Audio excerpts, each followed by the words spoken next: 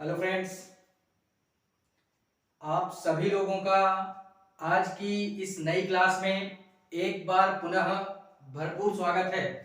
ठीक है, तो इससे पहले कि इस इंडियन पॉलिटी से रिलेटेड जो भी सारी क्लासें हो चुकी हैं उनमें से कुछ वीडियोस का लिंक आपको नीचे डिस्क्रिप्शन में मिल जाएगा।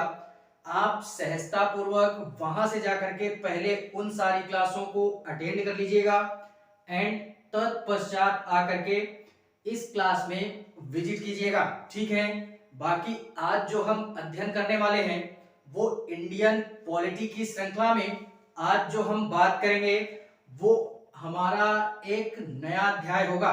ठीक है, जिसको हम बड़े ही बेहतरीन ढंग से कवर करेंगे। तो उस टॉपिक को आज जो हम नाम देते हैं उसको हम बोलते हैं संविधान संशोधन। संविधान संशोधन के नाम से जानते हैं। ठीक है, फिलहाल में इस चैप्टर से रिलेटेड अगर किसी भी प्रकार का कोई प्रश्न बनाया जाता है तो उसको हम इतने बेहतरीन ढंग से हैंडल करने का प्रयास करेंगे कि वो हमारा प्रश्न जाना नहीं चाहिए। ठीक है, तो इस चैप्टर को पढ़ने का हमारा जो उद्देश्य होगा वो महज केवल और केवल एक ही उद्देश्य होगा कि इतने बेहतरीन ढंग से हम इस चैप्टर को कवर करें कि अगर किसी भी प्रकार का कोई प्रश्न इस चैप्टर से रिलेटेड आता है तो वो जाना नहीं चाहिए। इस चैप्टर का नाम देख करके हम लोग समझ चुके होंगे कि जो भी सारे संविधान के अंतर्गत जो भी हमारे संशोधन हो चुके हैं अभी वर्तमान तक की स्थिति में, उन्हीं सारे संशोधनों की बात आज हम इस क्लास में करेंगे। ठीक है, तो क्लास में भरपूर आनंद के साथ में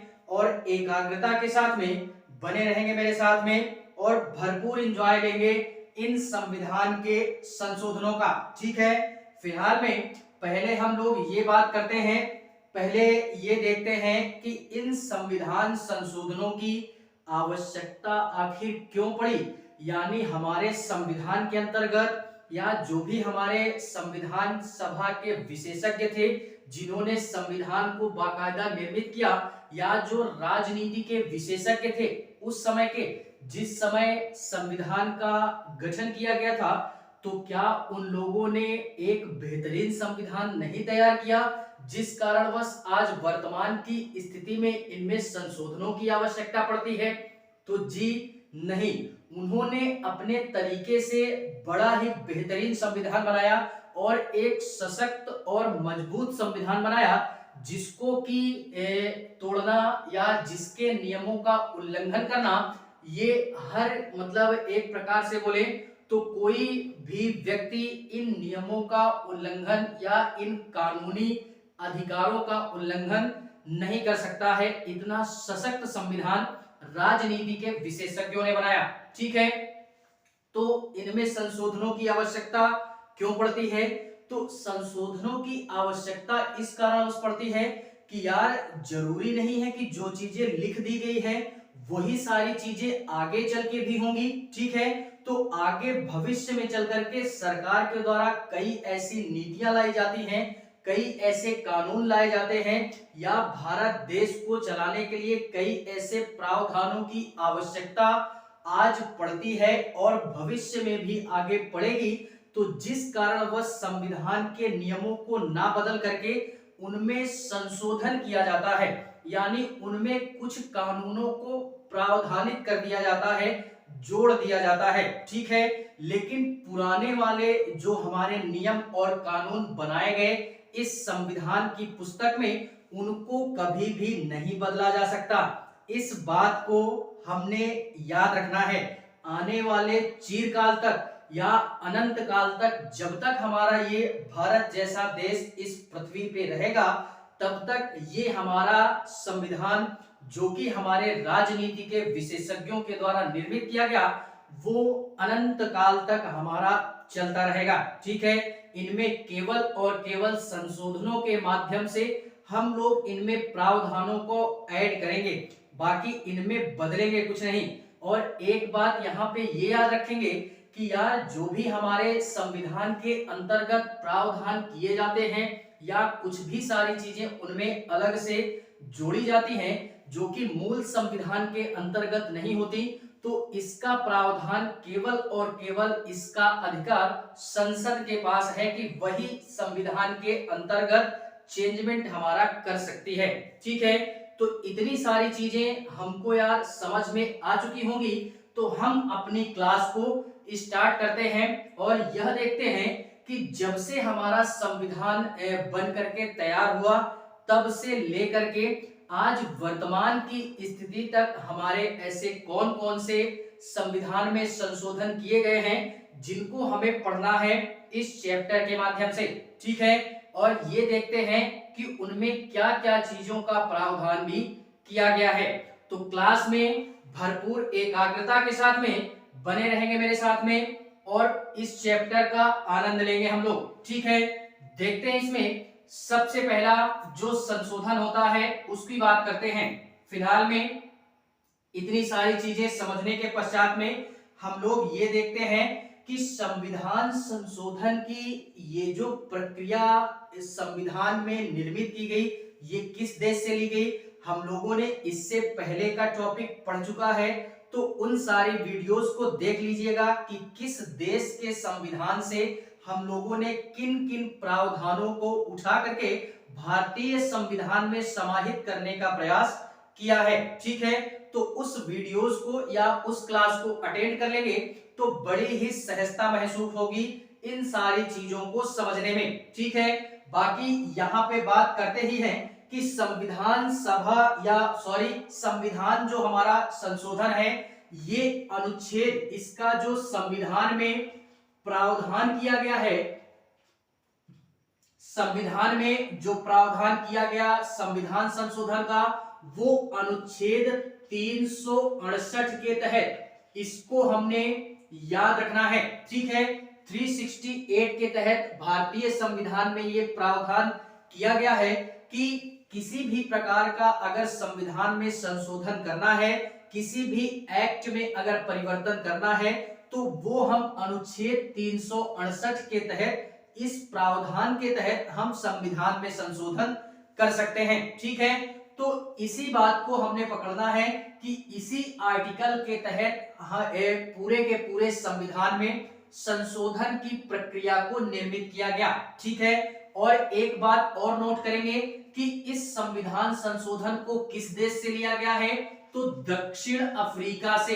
कहां से, यानी उस समय जिस समय संविधान निर्मित किया जा रहा था तो संविधान सभा के जो भी हमारे सदस्य थे या जो भी राजनीति के विशेषज्ञ थे उन लोगों के द्वारा विभिन्न देशों के संविधानों का अध्ययन किया गया और यार जो जो चीजें उनको अच्छी लगी अन्य देशों के संविधान में उनको वहां से उठा करके भारतीय संविधान में समाहित करने का प्रयास किया है जो भी राजनीति के विशेषज्ञ थे। ठीक है, तो उनको दक्षिण अफ्रीका में इस प्रावधान को उन्होंने या उनको ये प्रावधान थोड़ा सा अच्छा लगा तो उनको ऐसा महसूस हुआ कि क्यों ना हम इस प्रावधान को भारतीय संविधान में भी समाहित कर दें, जिससे कि अगर आगे चल के भविष्य में किसी भी प्रकार के संशोधन की आवश्यकता भारतीय संविधान में पड़ती है या किसी भी प्रकार का अगर नया कानून भारतीय संविधान में जोड़ना है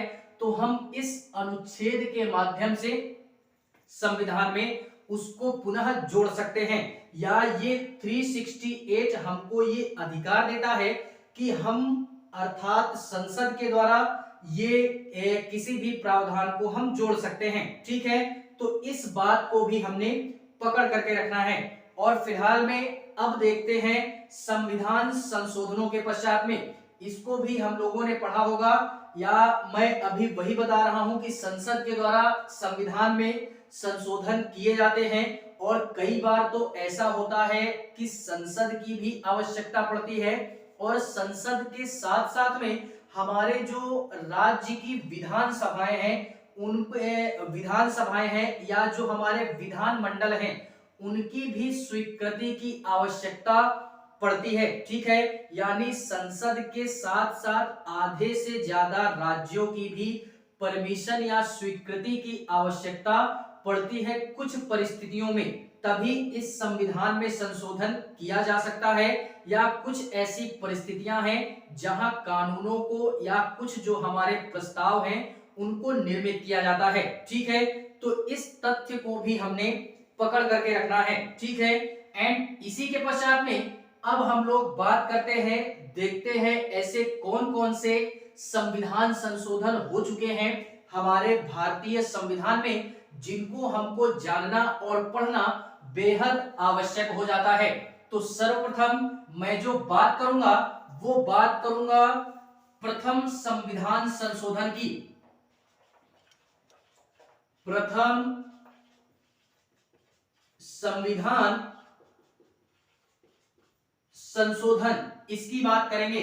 अभी फिलहाल में केवल यही देखते हैं, आगे जैसे जैसे बढ़ेंगे तो इसमें डिटेल में अध्ययन करेंगे कि हमारा किस संविधान संशोधन के अंतर्गत कौन सी बातें बोली गई हैं। ठीक है, तो प्रथम संविधान संशोधन, उसके पश्चात में सातवां संविधान संशोधन, इसको हमको पढ़ना है। प्रथम संविधान संशोधन कब किया गया, तो ये हमारा किया गया 1951 के तहत, और ये सातवां संविधान संशोधन कब किया गया, 1956 के तहत। ठीक है, इसको भी याद रखना। एंड सातवें के पश्चात में 31वां संविधान संशोधन, ये कब किया गया, तो 1973 में। ठीक है, एंड 36वां संविधान संशोधन, ये कब किया गया, 1975 में। एंड इसी के पश्चात में 42वां संविधान संशोधन 1976 में। ठीक है, एंड इसी के पश्चात में हम जो और अध्ययन करेंगे, 42वें के पश्चात में 44वां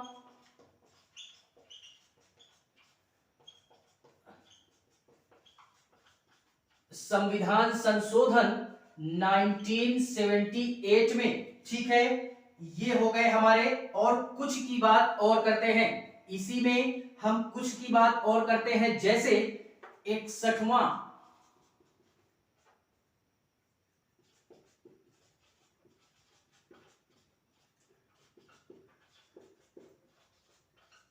संविधान संशोधन, ये कब किया गया, तो ये किया गया 1989 में, 61वां संविधान संशोधन।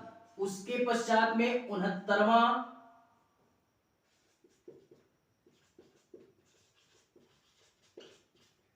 संविधान संशोधन, 69वां संविधान संशोधन 1991 में। ठीक है, एंड इसी के पश्चात में 73वां संविधान संशोधन, ये किया गया 1992 में। इसमें फिलहाल में दो याद रखेंगे, 1992 एंड 3 में। ठीक है, इस डेट को। एंड उसके पश्चात में 74वां संविधान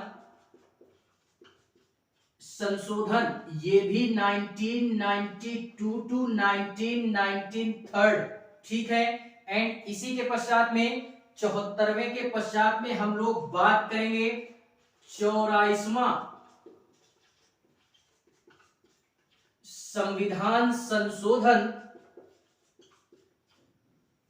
ये कब किया गया, तो ये किया गया 2001 में। कब किया गया बेटा, 2001 में। ठीक है, एंड इसी के पश्चात में 84वें के पश्चात में 86वां संविधान संशोधन, 86वां संविधान संशोधन, ये किया गया 2002 में। ठीक है, इसको भी याद रखना, 2002। एंड 86वें के पश्चात में 91वां संविधान संशोधन ये कब किया गया? 2003 में, ठीक है। एंड 91 के बाद 92वां संविधान संशोधन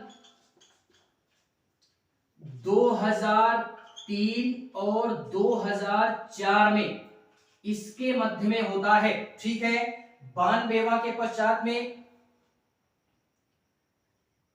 44वां संविधान संशोधन, इसके बाद एक और यहाँ पे देखते हैं, दो और देखेंगे यहाँ पे, ठीक है। इसके बाद में 92वां के पश्चात में हमारा क्या आता है? 100वां संविधान संशोधन, 100वां संविधान संशोधन ये कब किया गया? तो ये किया गया 2015 में बेटा। कब किया गया? 2015 में, ठीक है। एंड इसी के पश्चात में 100वां के बाद में एक हमको और पढ़ना है, जिसको हम लोग क्या बोलते हैं? 100वें के पश्चात में 101वां संविधान संशोधन, संविधान संशोधन ये होता है हमारा 2016 में, ठीक है। तो इतने सारे हमारे फिलहाल में यहाँ पे दो और नोट करेंगे, दो और नोट कर लेंगे इसके पश्चात में, यानी 44वें के पश्चात में हम दो की बात और करते हैं, यानी यहां पे देख लेते हैं, ठीक है। 44वां के पश्चात में हम लोगों ने बात करनी है 52वें संविधान संशोधन की। मैं वहां पे लिखने के लिए भूल गया, किसकी बात करनी है? 52वां संविधान संशोधन की। 52वां संविधान संशोधन एंड एक लास्ट आता है 56वां संविधान संशोधन। 56वां संविधान संशोधन, संविधान संशोधन 1987 एंड ये संविधान संशोधन हमारा कब होता है? 1985 में बेटा, ठीक है। इसको भी हमने याद रखना है। तो इतने सारे हमारे संविधान संशोधन ये हमारा जब से मतलब एक प्रकार से बोले तो जो भी हमारा जब संविधान हमारा निर्मित होता है उसके एक वर्ष के पश्चात ही हमको संविधान में संशोधन की आवश्यकता पड़ती है। तो उसी के पश्चात में हमारा यार फिर संविधान के संशोधनों में कार्य किया जाने लगा, या इस क्षेत्र में संसद ने बहुत ही बेहतरीन तरीके से इस प्रकार से कुछ हमारे संशोधन किए हैं, जो कि 1951 यानी एक प्रकार से बोले तो 1950 में भारत हमारा गणतंत्र होता है, और इसके एक वर्ष के पश्चात ही अर्थात 1951 में ही संविधान में हमारे संशोधन की आवश्यकता पड़ जाती है, ठीक है। तो उस स्थिति से या उस दौर से लेकर के आज हम वर्तमान के दौर में या वर्तमान की स्थिति तक के संविधान संशोधनों की बात इस क्लास के माध्यम से करेंगे, ठीक है। और बड़े ही बेहतरीन ढंग से करेंगे, तो भरपूर आनंद भी लीजिएगा आप लोग। फिलहाल में एक बार देख लीजिएगा कि ये हमारे ऐसे संविधान संशोधन हैं जिनको हमने इस क्लास के माध्यम से पढ़ना है, ठीक है। कौन कौन से हैं एक बार फिर से हम लोग रिपीट करते हैं, तो हमको यार लाइन वाइज पढ़ेंगे तो याद भी हो जाएगा, रटने का प्रयास नहीं करेंगे, ठीक है। और मेरे साथ बने हो बेटा, तो यार एक बात बोले दे रहे हैं, जो भी मेरे शेर हैं तनिक भी तनाव नहीं लेंगे, ठीक है। देखते हैं इसी में प्रथम संविधान संशोधन 1951 में, उसके पश्चात में 7वां संविधान संशोधन 1956 में, 31वां संविधान संशोधन 1973 में, 36वां संविधान संशोधन 1975 में एंड 42 यानी 42वां संविधान संशोधन 1976 में एंड 44 कॉन्स्टिट्यूशनल अमेंडमेंट एक्ट 1978 में, 61 कॉन्स्टिट्यूशनल अमेंडमेंट एक्ट 1989 में, 69वां संविधान संशोधन 1991 में and 73 constitutional amendment act 1992 to 1993 third में, ठीक है।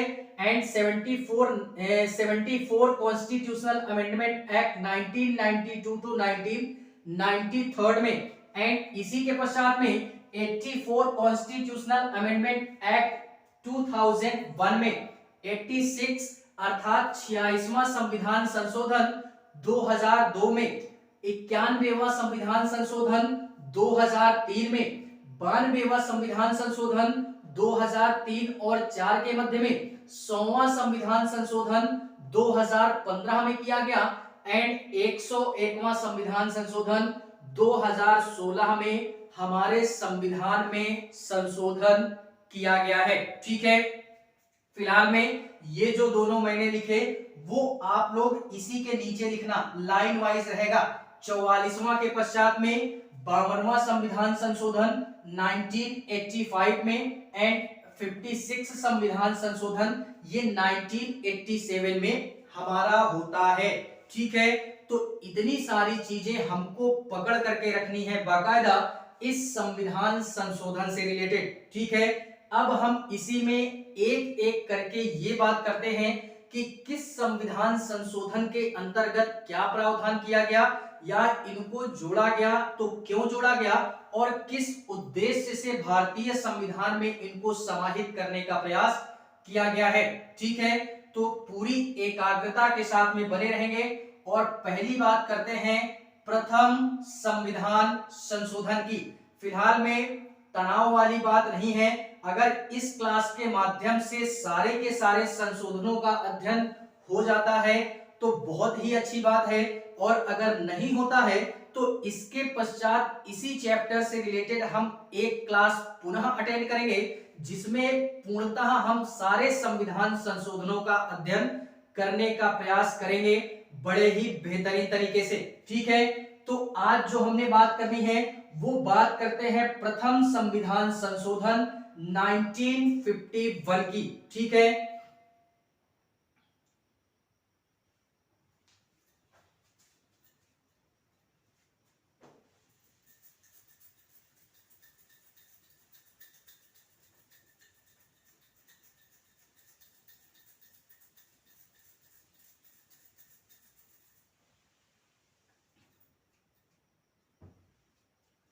देखते हैं इसी में क्या बोला मैंने, प्रथम संविधान संशोधन 1951, इसको भारतीय संविधान में यानी जोड़ने की आवश्यकता क्यों पड़ी या किस उद्देश्य से इस संविधान संशोधन को जस्ट एक साल बाद ही इस संशोधन की आवश्यकता पड़ी और इसमें क्या प्रावधान किया गया है, तो देखते हैं इसी में क्या बात करते हैं। प्रथम संविधान संशोधन 1951 की बात करते हैं जो कि भारतीय संविधान का पहला संशोधन था। इसमें क्या बात बोली गई, तो इसमें यह बोला गया भूमि सुधार व्यवस्था का प्रावधान किया गया। क्या प्रावधान किया गया, भारतीय संविधान के अंतर्गत भूमि सुधार व्यवस्था को भूमि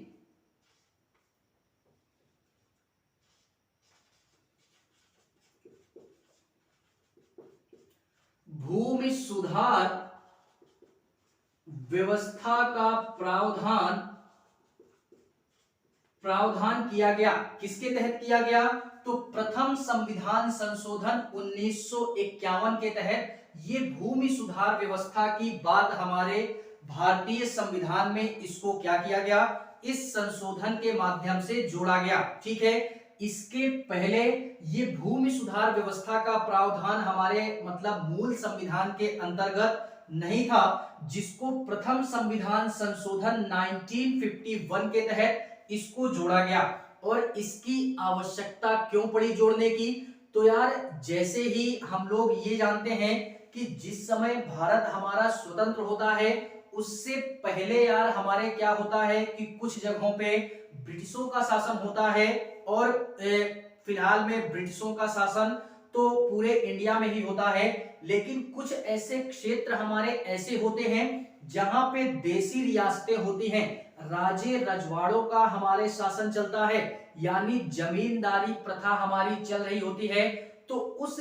जमींदारी प्रथा को समाप्त करने के लिए या जो भी हमारे भूमि से संबंधित जो भी समस्याएं थी उस समय उन्हीं को सुधारने के लिए इस मतलब क्षेत्र में या जमींदारी, जमीन से रिलेटेड जो भी उत्पीड़न वगैरह होता था, तो एक तरीके से एकदम शुद्ध रूप में अगर बोलना चाहें तो जमींदारी प्रथा को समाप्त करने के उद्देश्य से ही भारतीय संविधान में हमारा एक संशोधन किया गया, जिसको हम लोग प्रथम संविधान संशोधन 1951 के नाम से भी जानते हैं। यानी 1951 में ये संविधान संशोधन हमारा किया जाता है। और इसके पहले अगर अनुसूचियों की क्लास अटेंड किए होंगे तो यार वहां पे हम लोगों ने अध्ययन किया था कि प्रथम संविधान संशोधन 1951 में क्या होता है, 9वीं अनुसूची के द्वारा भूमि सुधार व्यवस्था का प्रावधान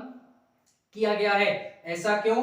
क्योंकि मूल संविधान में तो 8 अनुसूचियां थी और फिलहाल में आज बढ़कर के 12 हो गई हैं, तो वही उन्हीं 12 में से जो 9वीं अनुसूची हमारे संविधान में जोड़ी गई, उसी के माध्यम से ही भूमि सुधार व्यवस्था का प्रावधान किया गया और वो प्रथम संविधान संशोधन 1951 के माध्यम से किया गया। ठीक है, तो इसमें हम लोगों ने और एक पॉइंट नोट करना है, क्या कि इसके अंतर्गत 9वीं अनुसूची जोड़ी गई, 9वीं अनुसूची जोड़ी गई और इसी 9वीं अनुसूची में इसका प्रावधान किया गया है। ठीक है, एंड इसी के पश्चात में 9वीं अनुसूची जोड़ दी गई और इसमें यह भी बोला गया कि ये जो भूमि सुधार का प्रावधान है, इसको या इसके अंतर्गत पहले ये बोला गया था कि इस डिपार्टमेंट से रिलेटेड या इस क्षेत्र से रिलेटेड अगर किसी भी प्रकार की कोई समस्या आती है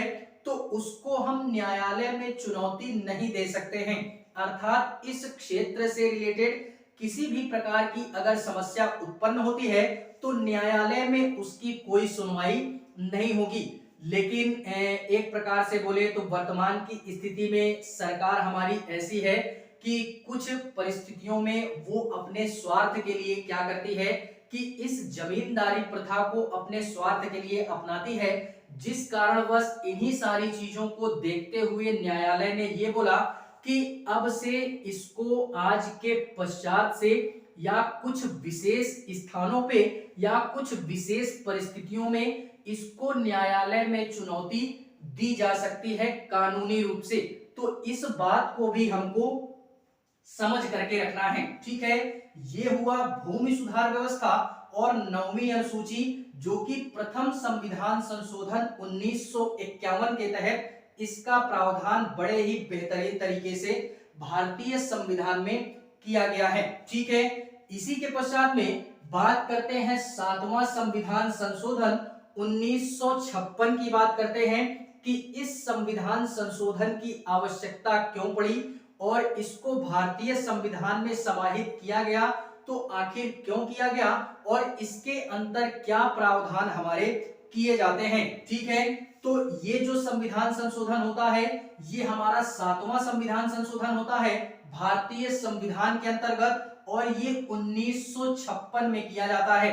इसके अंतर्गत क्या बोला गया कि इसके अंतर्गत ये बात बोली गई कि हम लोग यार ये चीज अगर हमको पता होगी तो अच्छी बात है, नहीं पता है तो और अच्छी बात है, उसको मैं यहां से बताने का प्रयास कर रहा हूं, इसको आप लोग सुनेंगे। ठीक है, क्या कि हम लोग ये जानते हैं कि राज्यों का जो गठन किया गया भारत में वो एक हमारी एक प्रकार से बोले तो योजना के तहत किया गया, जिसको हम राज्य पुनर्गठन के नाम से जानते हैं या राज्य पुनर्गठन योजना के नाम से जानते हैं। ठीक है, तो राज्य पुनर्गठन के द्वारा हमारे भारत में राज्यों का गठन किया गया है। और कब किया गया? 1956 में एक हमारी रिपोर्ट आती है राज्य पुनर्गठन की, जिसमें ये बात बोली गई कि अब आज के पश्चात से इस राज्य पुनर्गठन के माध्यम से हम राज्यों की क्या करेंगे? स्थापना करेंगे। और इससे पहले यानी इस संविधान संशोधन से पहले, इस संविधान संशोधन के पहले हमारे राज्यों का गठन नहीं किया गया था। राज्य हमारे भारत में थे, ऐसा नहीं है कि नहीं थे, लेकिन उनको ग्रुप वाइज डिवाइड करके रखा गया था। ग्रुप वाइज कैसे, जैसे ए बी सी डी या क ख ग घ, इस तरीके के 4 ग्रुप्स बनाए गए और इन्हीं 4 ग्रुपों के माध्यम से राज्यों का बंटवारा हमारे किया गया था। वो इस संविधान संशोधन के पहले किया गया था, लेकिन जैसे ही राज्य पुनर्गठन की रिपोर्ट आती है और ये 7वां हमारा संविधान संशोधन हमारे भारतीय संविधान में होता है, तो इसके पश्चात में जो भी हमारे राज्य हैं उनमें से वर्गों में जो डिवाइड किया गया था राज्यों को, उस व्यवस्था को समाप्त करके हमारे यहाँ पे राज्यों का गठन कर दिया गया इस राज्य पुनर्गठन रिपोर्ट के आने के पश्चात में। ठीक है, राज्यों का जैसे ही गठन होता है और वर्गों की समाप्ति होती है, तो उस समय वर्तमान की स्थिति में इसमें यह प्रावधान किया गया कि हमारे 14 राज्य होंगे, 14 राज्य होंगे और 6 केंद्र शासित प्रदेश होंगे।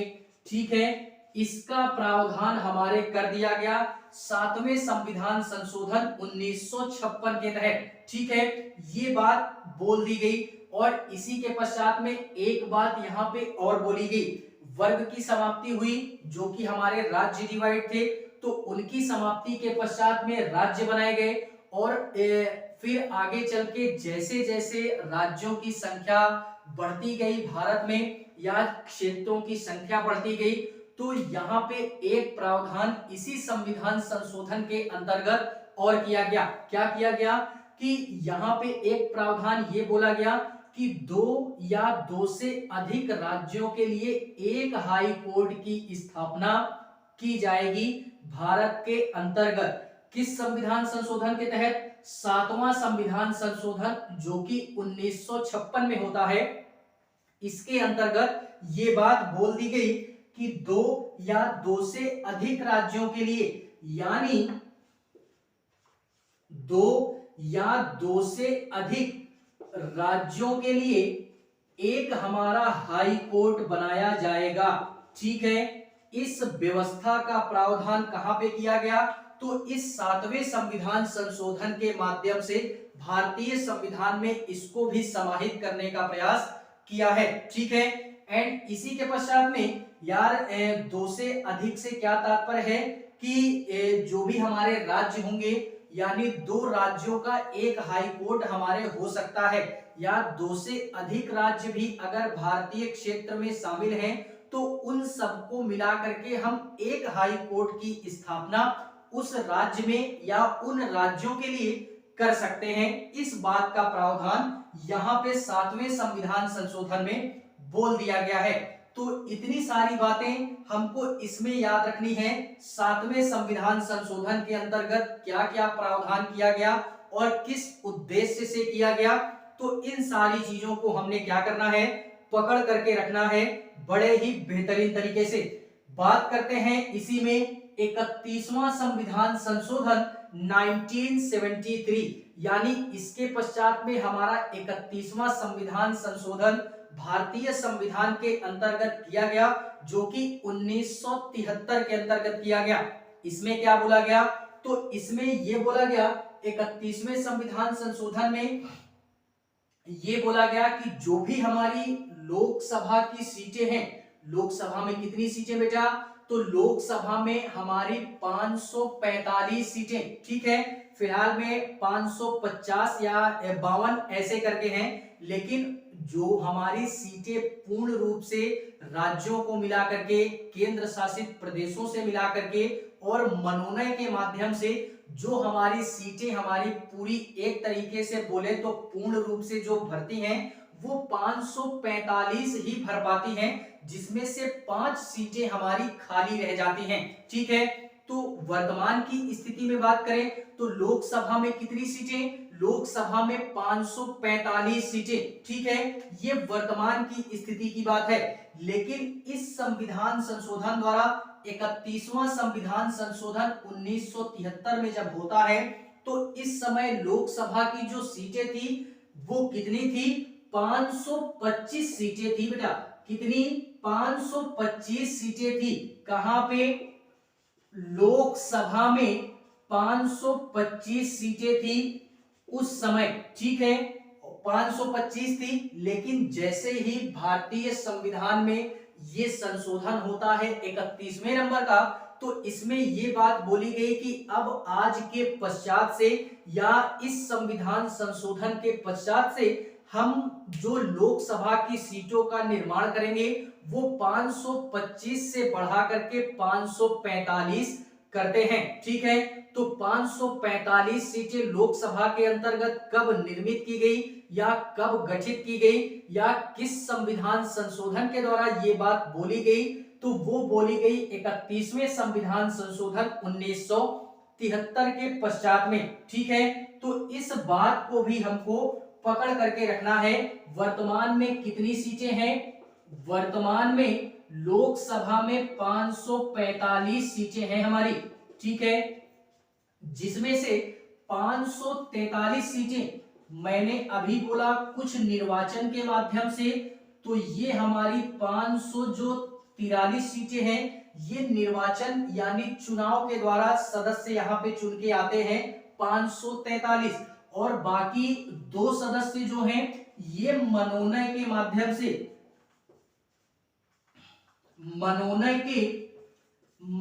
से ये हमारी 2 सीटें चुन करके आती हैं।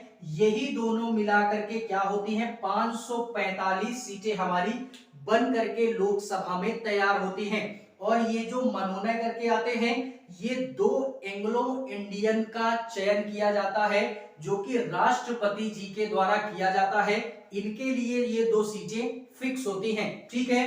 तो ये 545 सीटें और 5 सीटें हमेशा और हमेशा के लिए रिक्त रहती हैं, यानी खाली रहती हैं वो 5 सीटें, क्योंकि वहां पे सदस्य नहीं पहुंच पाते हैं या मिल नहीं पाते हैं। फिलहाल में जब लोकसभा का चैप्टर का अध्ययन करेंगे तो वहां पे पूर्णतः डिटेल में अध्ययन करेंगे कि क्या क्या हमारा सिस्टम लोकसभा में होता है, ठीक है। तो इस बात को भी हमने याद रखना है। और इस 31वें संविधान संशोधन के द्वारा ये बात बोली गई तो इसको भी याद रखना है। इसी के पश्चात में बात करते हैं 36वें संविधान संशोधन 1975 की बात करते हैं। किसकी बात करते हैं? 36वें संविधान संशोधन 1975 की बात करते हैं। इसकी आवश्यकता क्यों पड़ी? तो फिलहाल में ये जो 36वां संविधान संशोधन होता है ये हमारा संविधान में कब, तो ये भी एक प्रकार से बोले तो हमारा एक नए राज्य को भारतीय गणराज्य में सम्मिलित किया जाता है, और वो राज्य है हमारा सिक्किम का। किसका? सिक्किम राज्य को भारतीय गणराज्य में, कहां पे? भारतीय गणराज्य में इसको शामिल किया जाता है। यानी किस संविधान संशोधन के द्वारा? ये राज्य हमारा पहले भारत के अंतर्गत नहीं आता था, ठीक है। मैप वगैरह देखते चलना, ठीक है। जितनी भी बातें बोल रहे हैं, जितने भी क्षेत्र हैं हमारे, जियोग्राफी वगैरह कुछ भी, अगर सिविल एस्पिरेंट हैं तो यार मेरा एक ही पूरा कहने का उद्देश्य यही है कि कुछ ना आए तो इंडिया का पॉलिटिकल मैप माइंड में छपा होना चाहिए, ठीक है। सिक्किम का नाम लिया तो यार सिक्किम हमारे माइंड में आना चाहिए कि मैप में हमारा सिक्किम जैसा क्षेत्र या राज्य किस क्षेत्र में आता है। तो ये हमारा पहले इंडिया के अंतर्गत नहीं था, इसको हम लोगों ने 36वें संविधान संशोधन के द्वारा भारतीय संविधान के अंतर्गत ये हमारा कानून पारित किया गया या प्रावधान किया गया कि सिक्किम आज के पश्चात में भारत का एक राज्य के रूप में इसको हम सम्मिलित करते हैं, ठीक है। और जब इसको सम्मिलित किया गया तब ये हमारे भारत का 22वां राज्य बना था। कौन सा? 22वां राज्य बन करके आया था। और फिलहाल में ये राज्य सूची का विषय है, इसको भी याद रखना, ठीक है। तो ये था हमारा 36वां संविधान संशोधन 1975 था, ठीक है। तो ये था 36वां। बात करते हैं 42वें संविधान संशोधन की, जो कि इसमें हम लोग स्टार लगाएंगे। सबसे महत्वपूर्ण संविधान संशोधन ये हमारा 42वां संविधान संशोधन, जो कि काफी ज्यादा महत्वपूर्ण है। क्यों? क्योंकि इस समय काफी सारे संशोधन हमारे, ज्यादा से ज्यादा जो हमारे संशोधन होते हैं वो 42वें संविधान संशोधन के अंतर्गत ही होते हैं। ठीक है, 42वें संविधान संशोधन के द्वारा ही होते हैं ज्यादातर संविधान संशोधन। इसी कारणवश इस संविधान संशोधन को अर्थात 42वें संविधान संशोधन को अति महत्वपूर्ण संविधान संशोधन के नाम से जाना जाता है, जो कि 1976 में होता है। और इस समय पूर्णतः भारत देश के अंतर्गत इंदिरा गांधी जी की सरकार थी, ये भी याद रखना। और इंदिरा गांधी जी के नेतृत्व में ही या इन्हीं के नेतृत्व वाली सरकार में ही हमारे ये सारे के सारे संविधान संशोधन हमारे किए गए।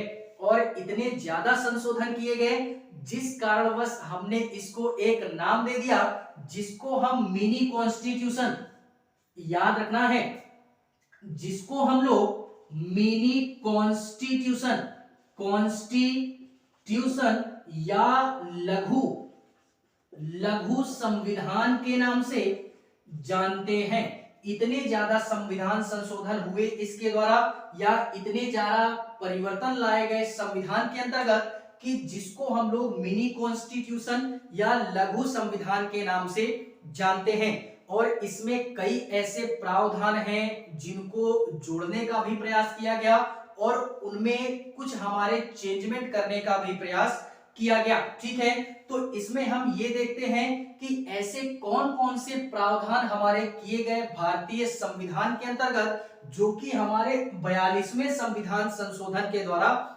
किए जाते हैं। ठीक है, तो सर्वप्रथम हम लोग ये बात करते हैं कि इसमें एक प्रकार से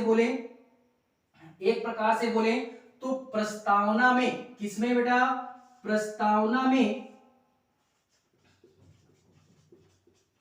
प्रस्तावना में हमारे 3 शब्द जोड़े गए। कौन कौन से? समाजवादी एक शब्द प्रस्तावना में ये जोड़ा गया। इससे पहले यानी इस संविधान संशोधन से पहले ये हमारे प्रस्तावना में तीनों शब्द वर्णित नहीं थे। इसी संविधान संशोधन के माध्यम से इन तीनों शब्दों को जोड़ा गया। ठीक है, समाजवादी, पंथ निरपेक्ष,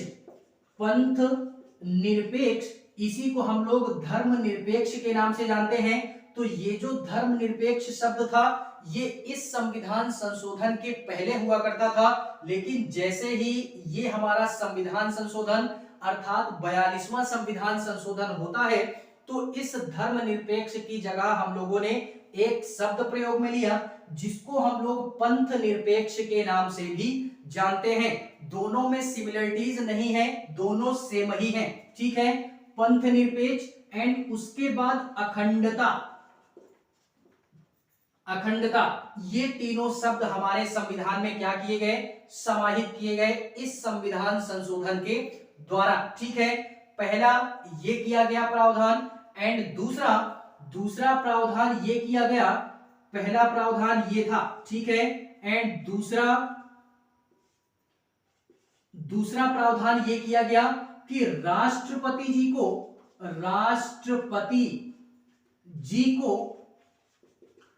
मंत्रिमंडल की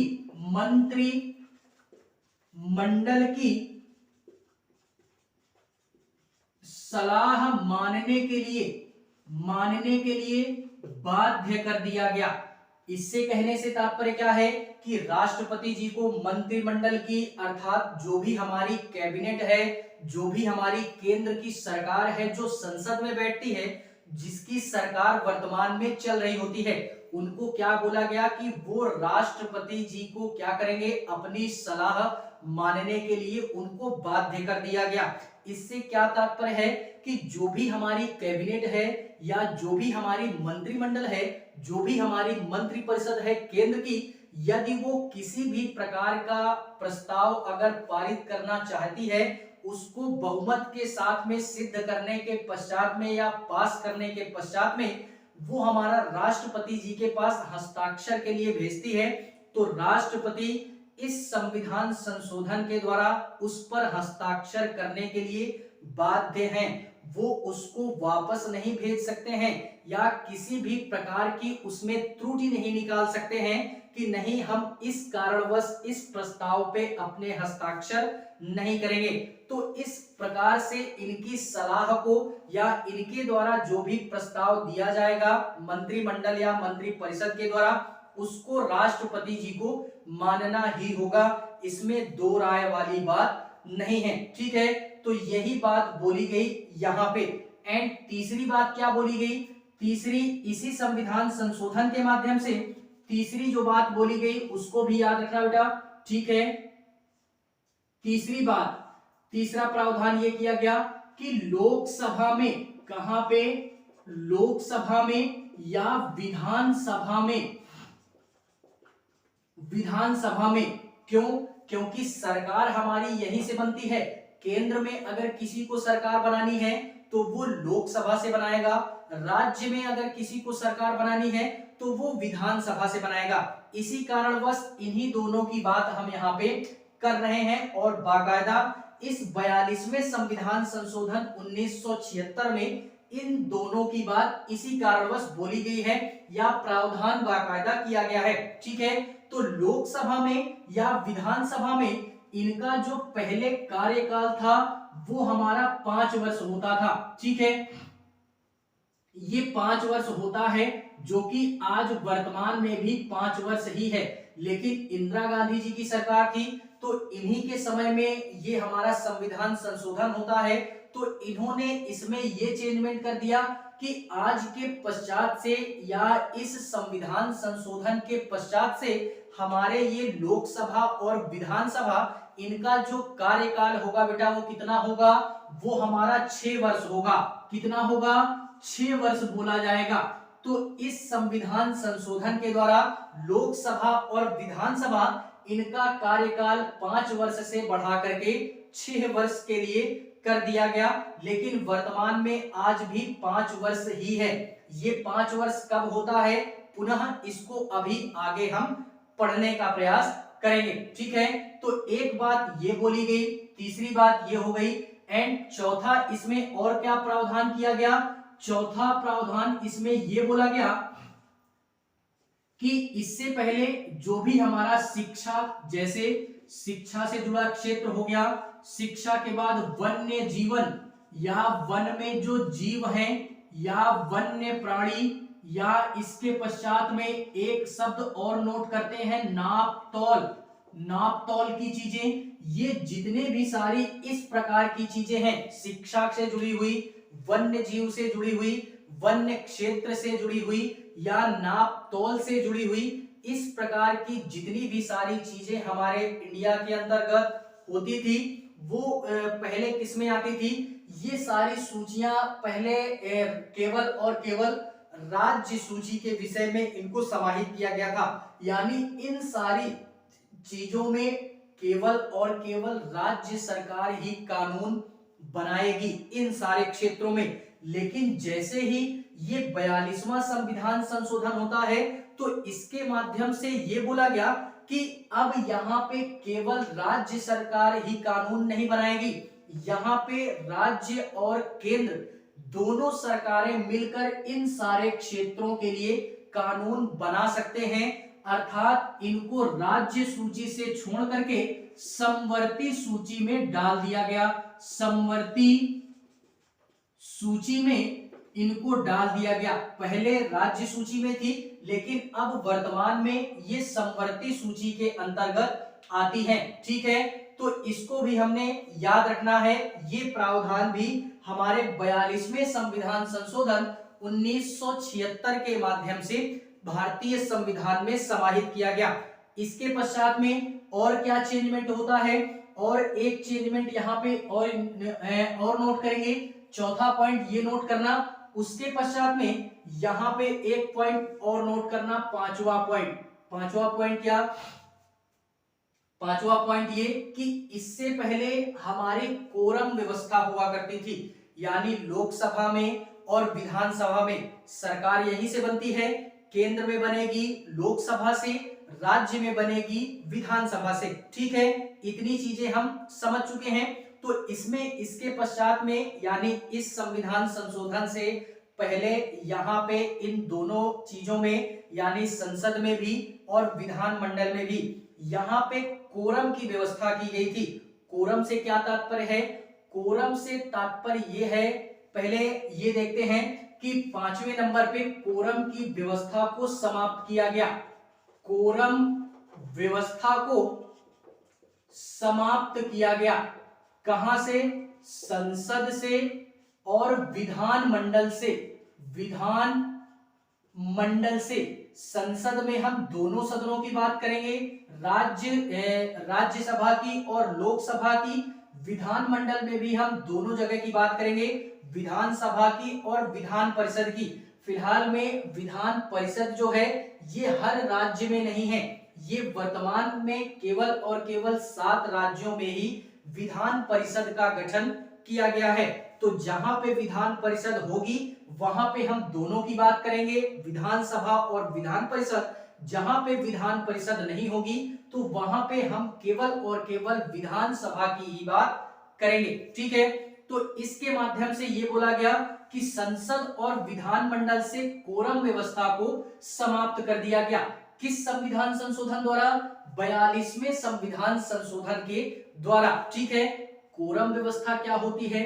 तो कोरम व्यवस्था से तात्पर्य ये है कि इससे पहले ये हमारी व्यवस्था चल रही थी तो इसमें ये बात बोली गई थी कि अगर संसद में या विधानमंडल में किसी भी बैठक को या कोई भी बैठक अगर होनी है तो उसमें कम से कम 1/10 सदस्य होने अनिवार्य होंगे, तभी उस बैठक को वैलिड माना जाएगा या तभी उस बैठक को हम लोग एक प्रकार से बोलें संवैधानिक रूप से उसको स्वीकृति देंगे कि हाँ ये बैठक हमारी मान्य होगी। ठीक है, 1/10 सदस्य, जैसे लोकसभा में 545 सीटें तो इसका 1/10 अर्थात 55 होगा मेरे हिसाब से। ठीक है, तो अगर लोकसभा में बैठक हमारी होनी है तो कम से कम 55 सदस्यों की अनिवार्यता जरूरी है। 55 सदस्य से कम सदस्य अगर हो गए तो उस बैठक को हमारा मान्य नहीं माना जाएगा। यही थी हमारी कोरम व्यवस्था, यानी 1/10 सदस्यों की अनिवार्यता बैठक में अनिवार्य होगी, चाहे वो संसद में हो या विधानमंडल में हो। लेकिन 42वें संविधान संशोधन 1976 के पश्चात में एक हमारा प्रावधान किया गया भारतीय संविधान के अंतर्गत, जिसमें यह बोला गया कि कोरम व्यवस्था को हम समाप्त करते हैं। अब चाहे जितने सदस्य होंगे, अब हमारे 55 सदस्य अर्थात 1/10 सदस्य हो या ना हो, अब चाहे जितने सदस्य होंगे उस बैठक को हम मान्य मानेंगे ही मानेंगे। ठीक है, तो ये प्रावधान हमारा समाप्त किया गया और ये प्रावधान जोड़ दिया गया। ठीक है, 42वें संविधान संशोधन 1976 के तहत में। ठीक है, तो इस बात को भी हमने पकड़ करके रखना है कि 42वें संविधान संशोधन द्वारा हमारे कौन कौन से प्रावधानों को भारतीय संविधान में समाहित किया गया है। तो इन सारी चीजों को भी हमने नोट करके रखना है और पकड़ करके रखना है। इसमें एक बात ये याद रखना कि इस समय इंदिरा गांधी जी की सरकार थी और देश में आपातकाल लगा हुआ था। ठीक है, देश में क्या लगा था? आपातकाल वाला सिस्टम लगा हुआ था, जिस कारणवश एक प्रकार से बोले तो इसको इसी कारणवश इसमें इतने ज्यादा संशोधन इस 42वें संविधान संशोधन के द्वारा हो जाते हैं। ठीक है, तो इसको भी हमने याद रखना है। एंड में यार इसी में एक पॉइंट और नोट करेंगे। 5वीं बात हम लोगों ने ये कर ली एंड एक पॉइंट 6ठी बात हम इसी संविधान संशोधन के द्वारा एक हमारा बहुत ही महत्वपूर्ण संविधान संशोधन और होता है। वो कौन सा होता है? तो उसको हम लोग यहाँ पे देखते हैं। कहाँ पे देखते हैं? यहाँ पे देख लेते हैं कि पांचवा हम लोगों ने 5वां पॉइंट वहां पे देखा। 6ठा पॉइंट क्या? कि मूल कर्तव्य, इसको हम लोगों ने क्या बोला? मूल कर्तव्य, जो कि भाग 4 के का के अंतर्गत और अनुच्छेद 51 के ए के अंतर्गत ये बात बोली गई है। ठीक है, ये हमारा मूल कर्तव्य भी जोड़ा गया।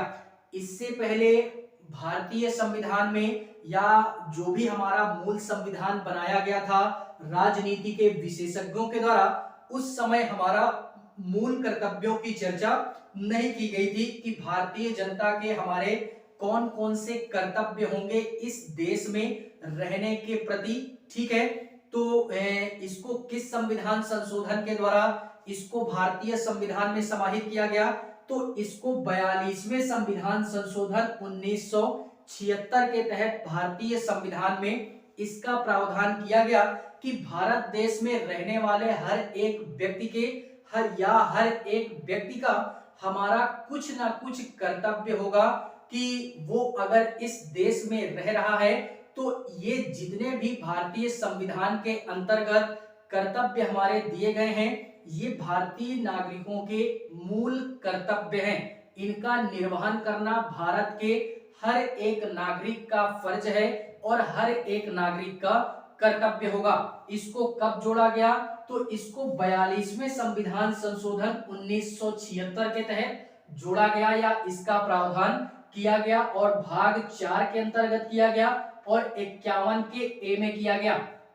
भाग 4 फिलहाल में राज्य के नीति निदेशक तत्व भी आता है। ठीक है, तो इसको भी हमने याद रखना है। तो फिलहाल में ये थी हमारी कुछ ऐसे संविधान संशोधन जो कि हम लोगों ने बड़े ही बेहतरीन ढंग से पढ़ने का प्रयास किया है। ठीक है, तो और बाकी आगे जो बचे हुए हमारे अनुच्छेद होंगे उनकी चर्चा आगे हम नेक्स्ट क्लास में करेंगे।